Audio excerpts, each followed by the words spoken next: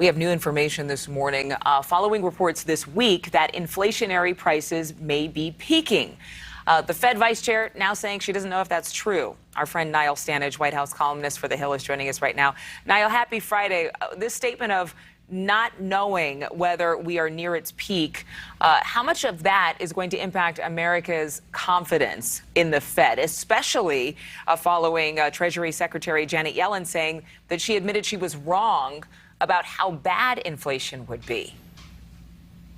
Well, as with any element of life, trust is a fragile thing, Adrienne, and it has been eroded, I think, in the Fed over the last year or so, because there were initial projections that inflation was going to be temporary or transitory, as Jerome Powell famously said. Then they retired that word and said, sorry, it's not actually going to be transitory after all, and have had to take this rather dramatic action.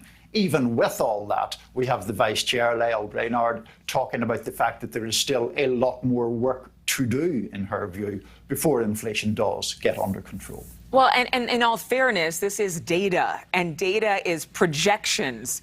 We don't necessarily know that we have reached the peak. So by saying I don't know, it's kind of a, I don't know that it's a cop-out. I don't know that it's something that you can really take much stock in. But on Thursday, we actually reported that President Biden admitted there was not really any short-term solution to fixing the high prices right now. So that also cannot help this administration in terms of saying, you know, we have a strong economy, but right now can't do nothing about it. That's right. And exactly in those terms, I think, Adrienne, you know, basically presidents and politicians are elected to solve problems. That's the job. Now, inflation is a particularly difficult problem. Some of the levers to treat it are controlled by the Fed rather than the White House.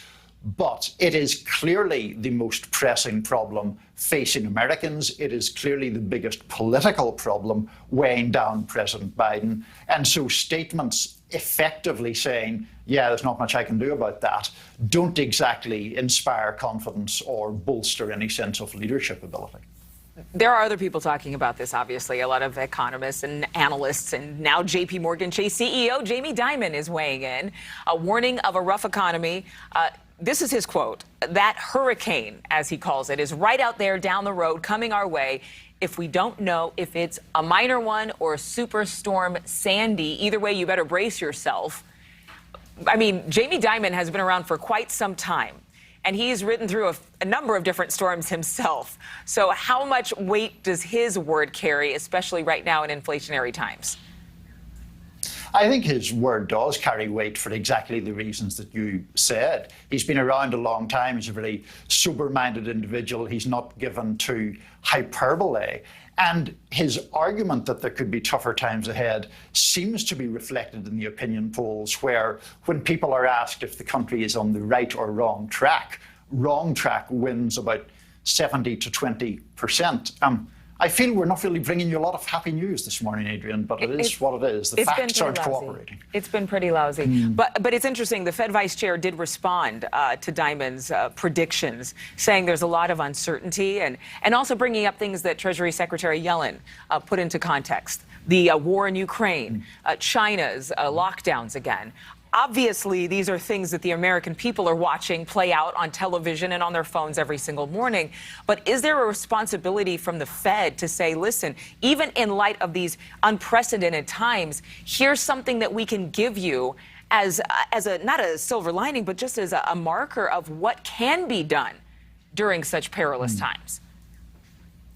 Well, I think there is a general craving for signs of hope. Now, whether it's the Fed's responsibility or the White House's, that's a different question. The Fed tends to be very concerned with, I think it's called the dismal science of economics sometimes, which speaks to its lack of glamour or inspiration. But there is a need for that in the political culture generally, and it's difficult to find right now.